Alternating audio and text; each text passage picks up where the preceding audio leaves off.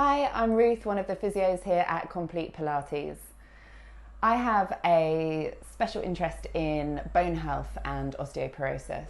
And one of the questions I most commonly get asked, both by clinicians and patients here, is what do the results of the DEXA scan mean? How do we interpret that? So I thought I'd do a quick video and diagram to explain it for you. So you want to be thinking about the T-score. You'll be given a T-score for the spine, the lumbar spine and the hip. Both of those two areas will be scored. So if we look at a normal bell curve and go down the middle, this is 0, this is -1, this is +1. So this zone between -1 and +1 in here is your normal bone density. So if the T-score is between -1 and +1, you have normal bone density. From there, we go down to -2.5, and the zone between -1 and -2.5 in here is reduced bone density or osteopenia.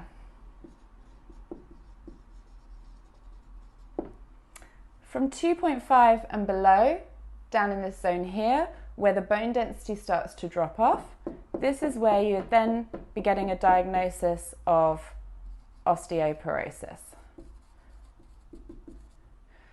So that's what the T-scores relate to, and they're comparing you to normal bone density levels. But this only gives us part of the picture. We have to remember what's actually important with osteoporosis. It's known as a silent disease because it really only takes an effect once you break a bone and can then affect your quality of life. So the important thing that we're actually interested in is what is your risk of breaking a bone? What is your risk of fracture? And this is what's important to us as clinicians and to the patient as well. And your bone density is part of that, but it's not the whole picture. One of the really important things is whether you've had breaks before. So if you have had a broken bone previously, you are more likely to fracture again. So what's your history of fractures?